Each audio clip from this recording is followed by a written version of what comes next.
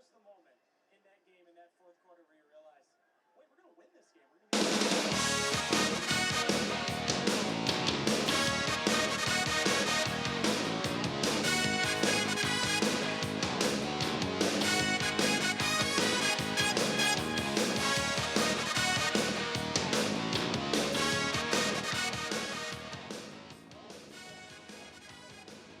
Hello, everyone. Marty Janeski here, without Mr. Brown. Today is the 18th of March. Happy St. Patrick's Day to everybody. The only green I got on is that and this little thing here around my wrist. But I imagine there was plenty of alcohol drank in the last weekend. As people are out, it's 66 degrees out as we speak. People are walking their dogs, having a good time. The pickleballers are getting back into the mix. And let's get started. We had one successful local team in the basketball, and that would be Gabriel Richard.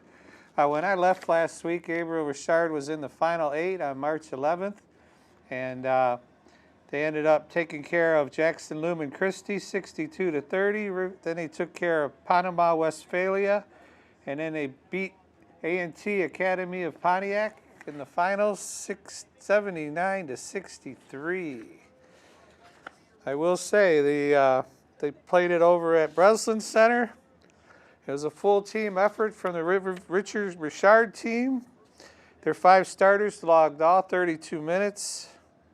They all logged 32 minutes, and their 6th player got 30 minutes. So everybody played. It got close in the fourth quarter, kind of, as ATAP we'll call them. They got to within 11 points of Richard. And they were down 23 at one point, but as you can see, they lost by 16. Then Richard went on a 12-0 run there at the end. The Pioneers have a Western Michigan baseball signee, Drew Everingham. He had 12 points going into the intermission, pacing the Richard team. They were up 34-20 at the half.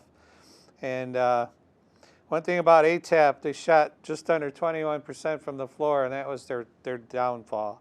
6 for 29.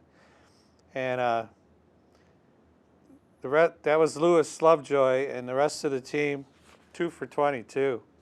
So not so good. And the lead never dipped below 18 in the third quarter.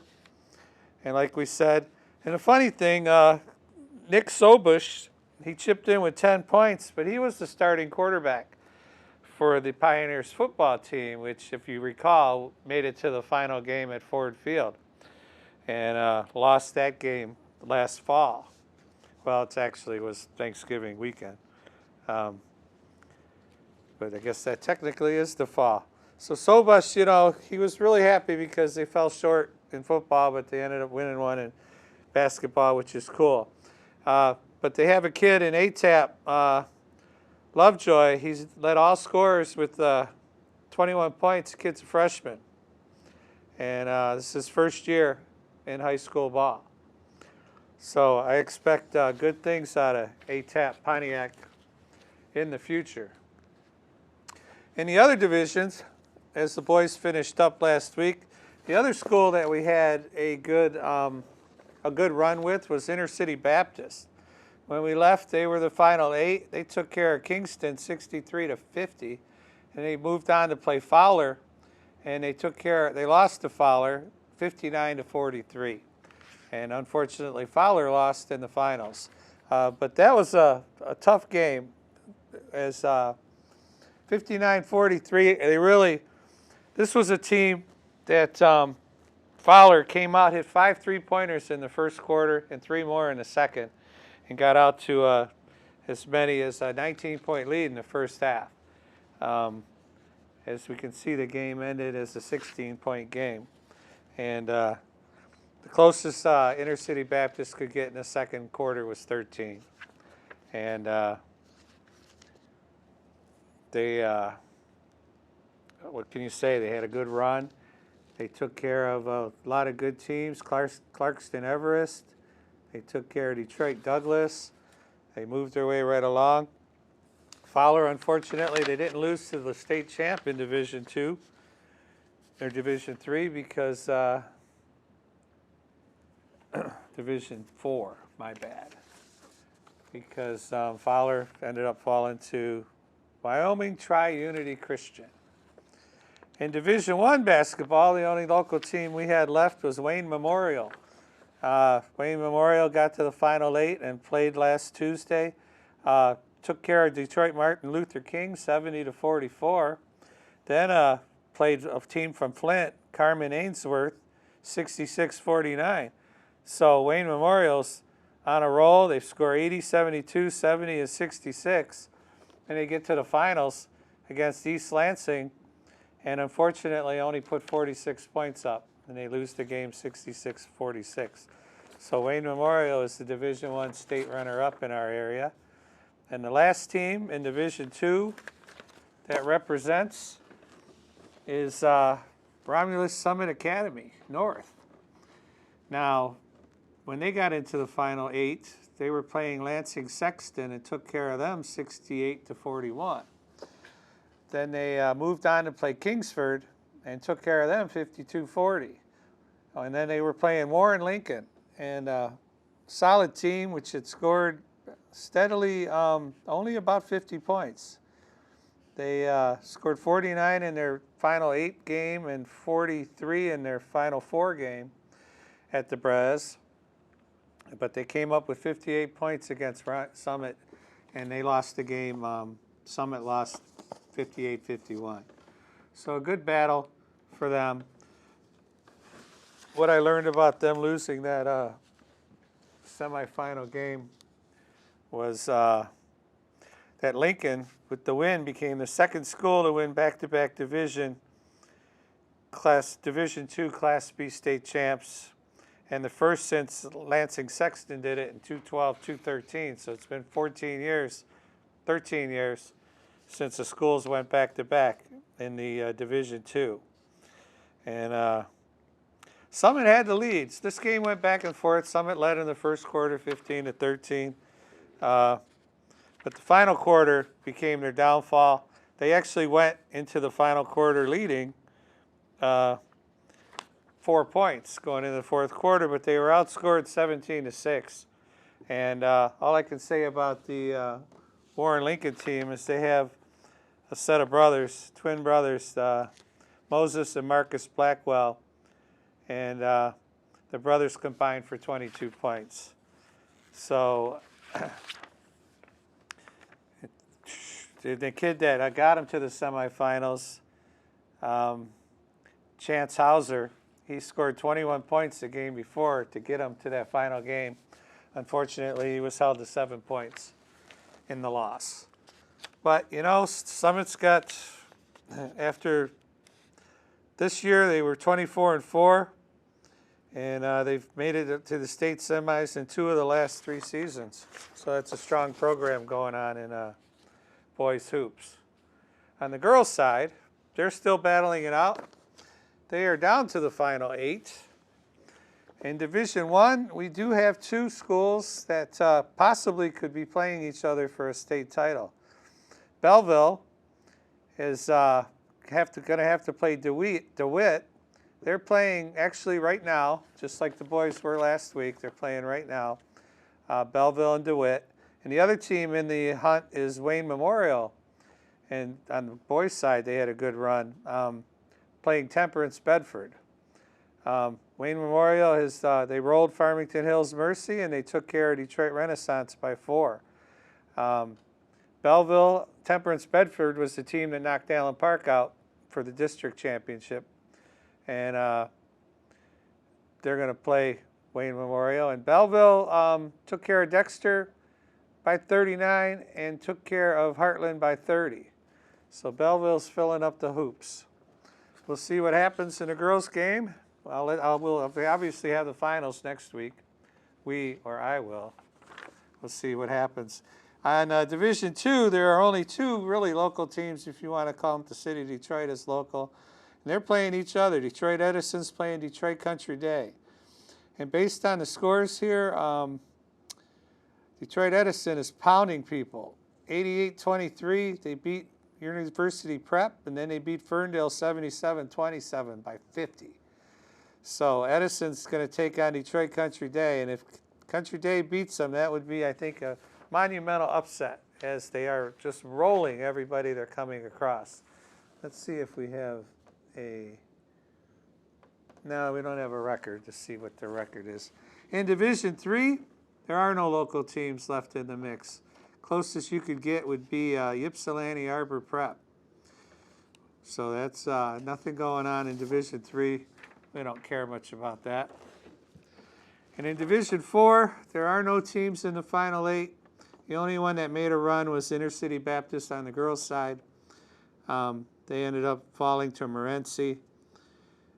You have Genesee Christian, Morenci, Fowler, Frankfort, Concord, Byron C. Christian, St. Ignace, and Ewan Trout Creek. And if I recall, St. Ignace had a nice run last year, and they're rolling teams at the moment too. They won 69-32, and then they won 80-39. So I think they're the most potent offense in the mix. They may be getting, they may be the favorite, odds-on favorite, but no wagering. There'll be no wagering on them. But if you want to hear an interesting factoid, football. We're going to talk football for a second because in the Kickoff Classic, 2025 Prep Kickoff Classic, is takes place at Wayne State University every year.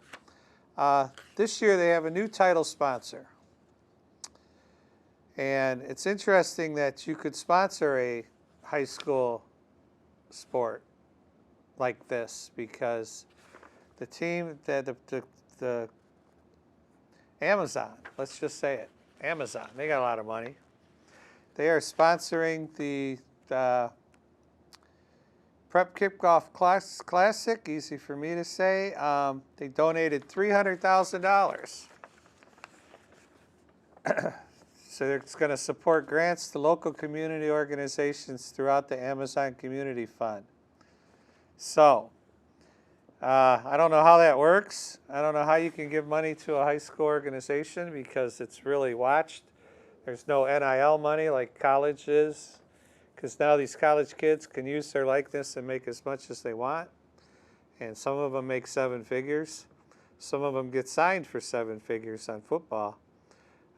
So it's interesting that high school now has what we would call a boatload of money flowing through the first weekend of the season.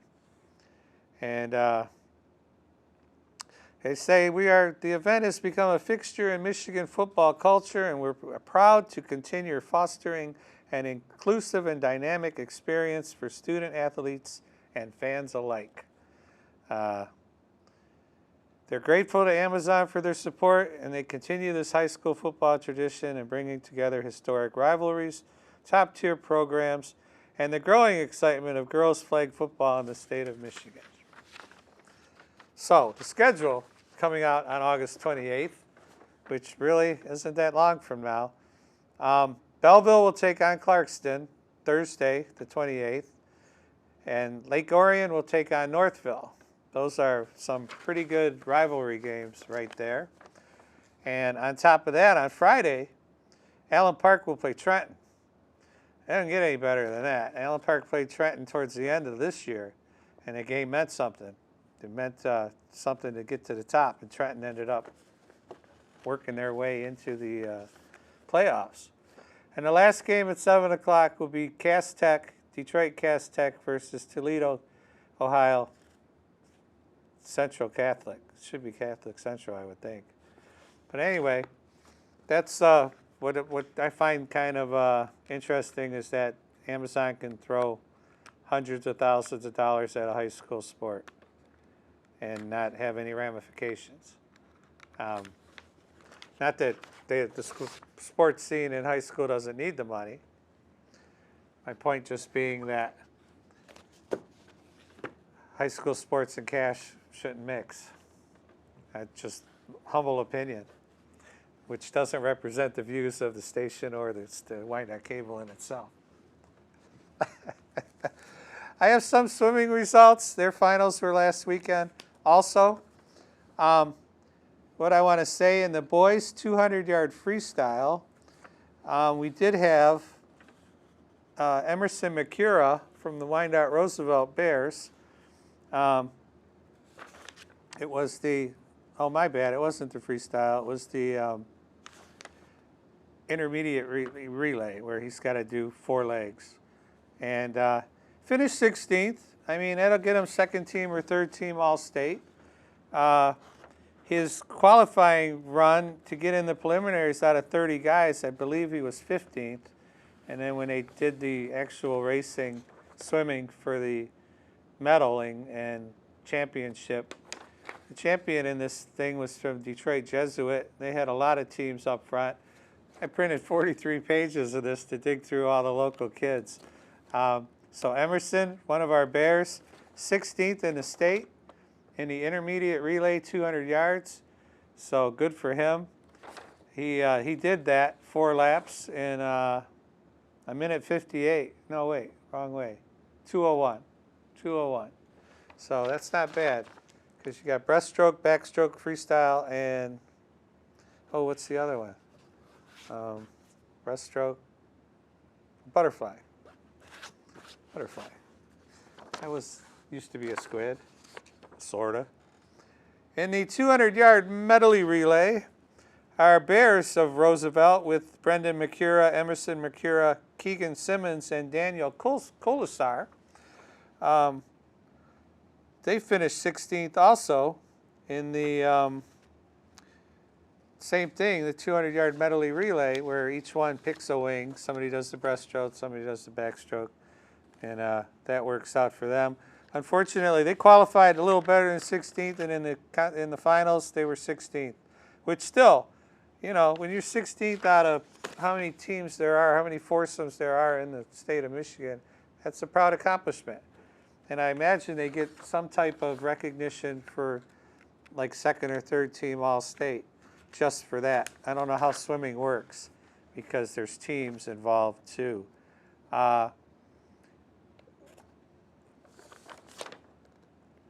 Allen Park, on the other hand, in the same event, finished 30th. Their 4 kids, they didn't make it to the qualifying round, where the Bears finished 16th. I just want to check something here. They're, well, they almost had the same time in both events. Yeah, I had Allen Park in here. We got Trevor Miles, Damian Murillo, Austin DeMaro, and Cole Paquette. Cole is quite the swimmer because we're going to hear his name later. 30th for Allen Park. That didn't get them in the finals. They do prelims. They take your times, and the top 16 get the race for the finals. And that wasn't Allen Park. It was the Bears though. Overall, in the team rankings, through all the events, out of 32 teams that made it to the finals, Wyandotte Roosevelt finished 26th. University of Detroit Jesuit was the championship team, and they were almost 100 points ahead of second place Birmingham Seaholm. But the point is, Allen Park and Wyandotte did not compete in every event. So it's hard to rack up points. Like they got 2 points for that relay, and McCura got 2 points for where he finished. But they didn't have somebody in every event. So it's hard to get the team event. Allen Park finished 24th, Wyandotte finished 26th. That's what I got out of that. In the 100-yard breaststroke for the boys, we had Emerson McCura qualified 19th. He just missed the cut, and with a time of 1:01. So I just want to give him a shout out. He was 19th out of 30 kids. Good job there. In the 100-yard backstroke, what do we got here? We'll do some digging. Brendan McCura was 24th, representing the Bears. He was literally 0.7 seconds out of qualifying. 16th was .84, and he was 57. Yeah, it's basically 0.7 seconds from qualifying. There were 7 people between him and the 16th guy, all in 0.7 tenths of a second. How tight was that race? That's one missed swing. That's one missed time jump in there with your arms, and you're going to lose 0.7 seconds. The 200-yard freestyle, Allen Park qualified 20th, unfortunately, which kept them out of the mix. And they literally the same thing. They were about 1 second off the number. That was 4 swimmers doing 50 yards each. And I think I got 3 more here as we roll down. The championship final in the 100-yard freestyle, our own, Allen Park's own Cole Paquette finished 13th. So he'll definitely be an all-state or second team. Top 8 get to be all-state. In fact, they drew a line right through where it was on this paperwork. And I mean, you can go to the Michigan High School Athletic Association and you can get brackets for basically every sport that's competing at the moment, and you can see what everybody's done. In the boys' 100-yard butterfly, we had Gibraltar's Carlson's Owen Keith qualified 16th. Snuck in ahead of everybody else, and he got himself an all-state mention, I'm sure. And last but not least, the boys' 50-yard freestyle. What a sprint that must be. In 5th place, Cole Paquette from Allen Park, and he was basically, finals time, he was half a second. Half a second from winning it, 5th place. Not bad. And in the diving, a lot of things in the diving. Wyandott's own Eli Shimko finished 11th overall out of 32 guys. He will definitely be all-state. And Joshua Booher of Allen Park, he finished 16th in the 1-meter diving. And in the semifinals, it was kind of similar, but Booher was 14th, and another kid from Allen Park, Xander Warnick, was a 10th grader. He was 18th. And Booher's only a 10th grader, and what's our Shimko? He's an 11th grader, so he's got one more year to get a little better. So that's it for the swimming that I could dig up. We talked about basketball. Whoops. I got one little thing to close on while we got a few minutes here. Everybody knows Kirk Gibson. Everybody should know by now he's got Parkinson's disease. But he's doing something pretty cool up out his way in Northwestern Highway up there, probably Northville, somewhere up there. He just announced he wasn't going to do any games anymore, so obviously the Parkinson's getting to him.